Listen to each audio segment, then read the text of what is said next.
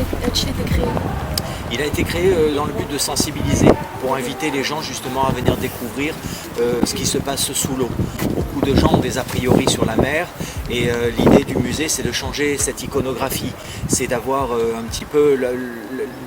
L'idée, c'est vraiment d'inciter, mettre la tête sous l'eau, regarder ce qui s'y passe, autant voir ces belles sculptures, mais en même temps de voir ce qu'il y a à côté des sculptures, les déchets et la biosphère. Ça marche. Bon, moi c'est Camilla. Enchanté Camilla. Et moi j'ai une question. Pourquoi et dans quel intérêt le musée il est sous l'eau? Pourquoi sous l'eau? Oui.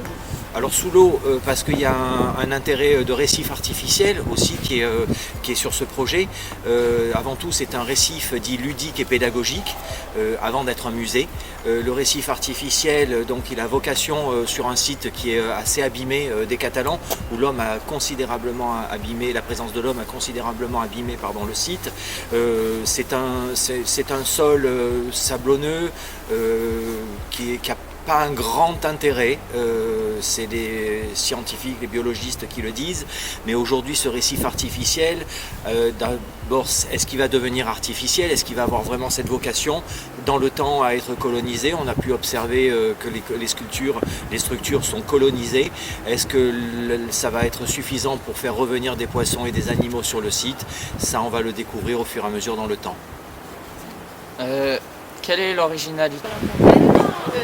Moi, je voudrais vous poser une question, c'est dans quel but le musée a-t-il été créé? Il a été créé dans le but de sensibiliser, pour inviter les gens justement à venir découvrir ce qui se passe sous l'eau. Beaucoup de gens ont des a priori sur la mer et l'idée du musée, c'est de changer cette iconographie. C'est d'avoir un petit peu... L'idée, c'est vraiment d'inciter, mettre la tête sous l'eau, regarder ce qui s'y passe, autant voir ces belles sculptures, mais en même temps de voir ce qu'il y a à côté des sculptures, les déchets et la biosphère. Ça marche. Bon, moi c'est Camilla. Enchanté Camilla. Et moi j'ai une question. Pourquoi et dans quel intérêt le musée il est sous l'eau? Pourquoi sous l'eau? Oui. Alors sous l'eau, parce qu'il y a un intérêt de récif artificiel aussi qui est sur ce projet.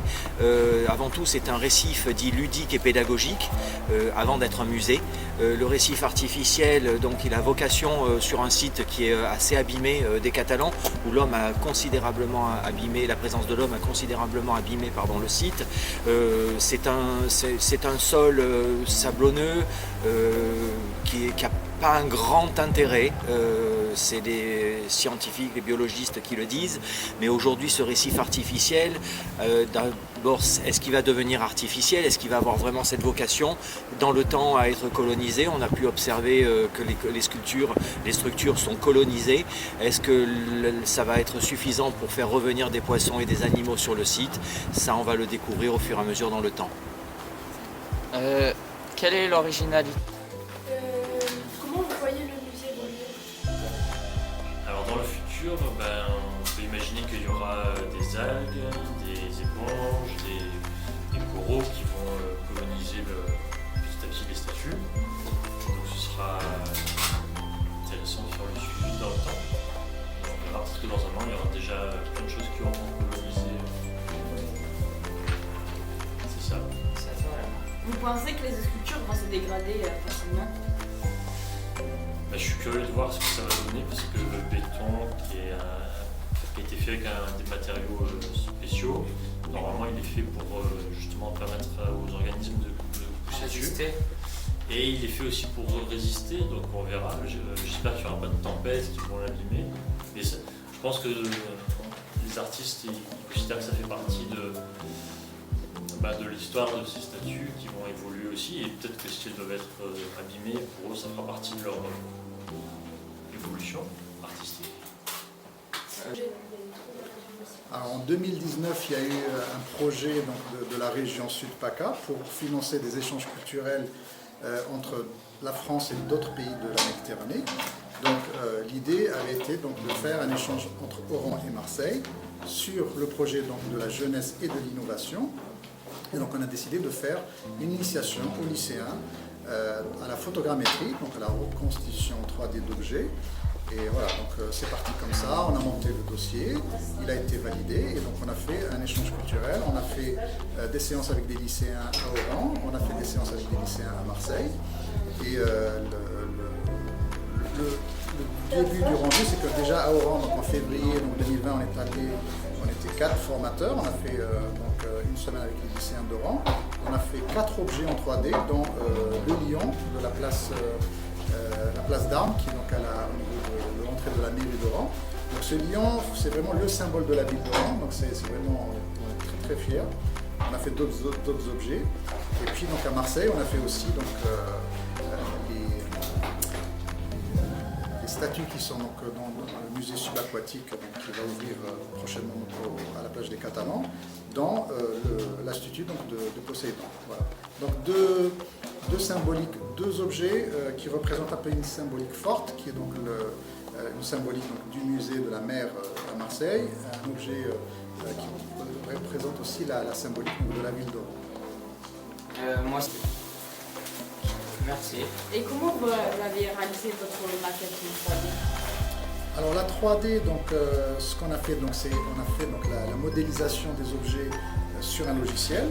Donc on a réussi à reconstituer, donc, après avoir fait des centaines, parfois même des milliers de photos selon l'objet. Donc on a réussi donc, à fabriquer le modèle en 3D et puis ensuite on peut l'imprimer. Donc il existe des imprimantes 3D. C'est des imprimantes, il y en a de différentes qualités, mais en gros, le prix de base pour une petite imprimante c'est 200-300 €. Une imprimante de qualité c'est plutôt 1000 ou 2000 €. Donc c'est une machine qui va déposer des fines couches de plastique au fur et à mesure et ça va grandir et donc on peut imprimer tout ce qu'on veut. Donc ça a de nombreuses implications de nos jours. Ça peut être des objets qu'on utilise pour la technologie, ça peut être pour de l'architecture, pour faire des plans, ça peut être pour de l'orthodontie, si vous voulez fabriquer donc un moule pour bien visualiser un peu l'objet en médecine. Et puis donc sur le plan culturel, donc nous voilà une statue, donc on peut fabriquer donc l'objet. On peut le faire en différentes tailles, on peut le faire en différentes couleurs. Voilà, et voilà, le rendu il est là. Vous avez un super objet, souvenir donc, de notre échange culturel. Regarde, derrière toi, tu as la statue réelle derrière toi. Il y avait le lion à l'instant. Le lion, voilà, symbole de la ville d'Oran. Et puis maintenant, là, voilà, on a un petit modèle que vous pourrez garder donc, en souvenir de ce beau projet culturel et ce bel échange. Merci. Merci.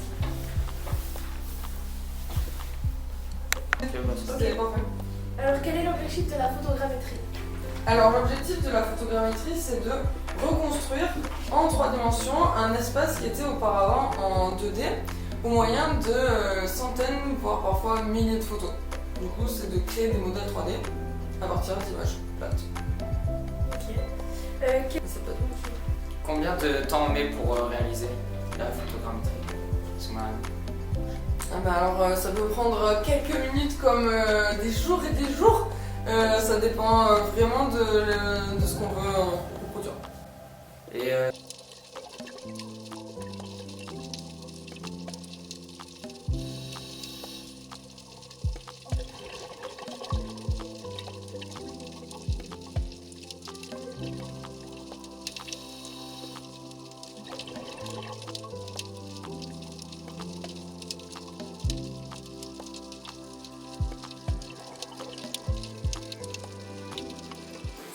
Pourquoi avoir choisi cette œuvre, cette statue?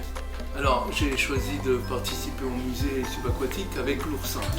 Et quand Anthony Lacano a gentiment proposé ce projet, je lui ai dit j'interviens uniquement si c'est un habitat écologique. Mon idée, c'était une coupole qui protégeait l'espèce, qui pouvait faire en sorte que l'espèce puisse réintégrer son habitat. Voilà. Et donc, j'ai opté pour une coupole creuse qu'on peut aller voir, qu'on peut aller visiter en plongeant. Donc c'était tout de suite fascinant parce que qui c'est qui va habiter cette coupole? Avec quel matériau avez-vous fait votre structure?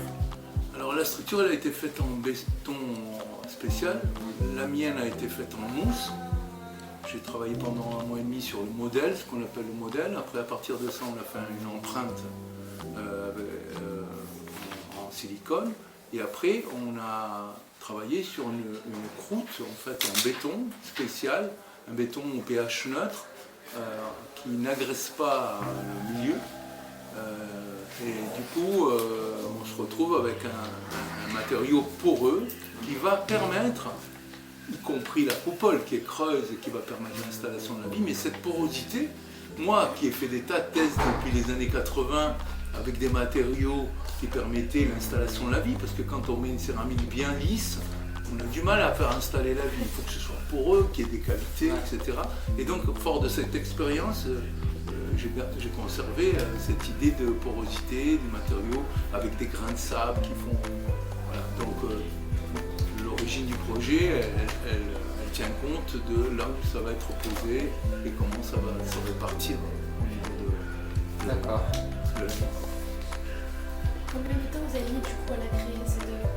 Alors moi j'ai mis, pour le modèle, j'ai mis 4 mois pour faire le modèle. Une fois que le modèle était transportable, on pouvait aller à Crest, parce que c'était l'entreprise qui avait été choisie, pour faire l'empreinte en silicone, avec une grosse croûte de silicone, après une carapace beaucoup plus rigide qui permet d'avoir l'empreinte assez fidèle du matériau initial. Un petit peu comme cet oursin, voilà, qui nous donne vraiment la logique de construction. C'est calqué sur ce modèle-là. Après, je me suis amusé aussi, peut-être qu'il y a un secret à l'intérieur de cette coupole qu'il faudra aller chercher. J'imagine les enfants, moi, qui grandissent et qui, d'un coup, vont se retrouver avec cet oursin géant, qui ont envie de voir un petit peu Ce que c'est. et puis voir sortir un poulpe ou une langouste, pourquoi pas. C'est ça l'émerveillement premier, quoi. C'est celui-là que moi je cherche. En fait, je crois que quand on est artiste, moi j'ai consacré toute ma vie à l'art et à la vie artistique, c'est cet émerveillement de l'enfant que j'ai gardé en moi et que je vois en chacun de nous. Dès qu'on est heureux, on redevient des enfants, on veut refaire naître ça. Et on nous dit maintenant tu es grand, tu arrêtes de jouer, tu es grand malade. Ah bon?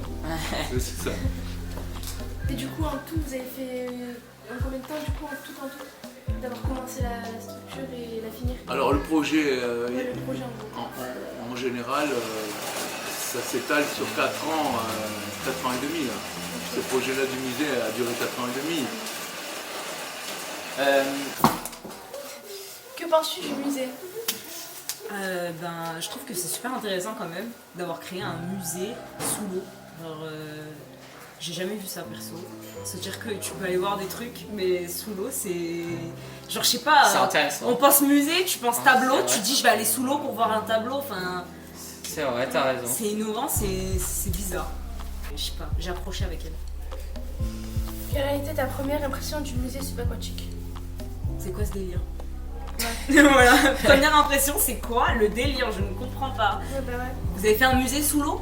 Vous pouvez répéter? Genre, ça a été c'est- dans ma tête, ça a été ça, vraiment. Première impression, voilà.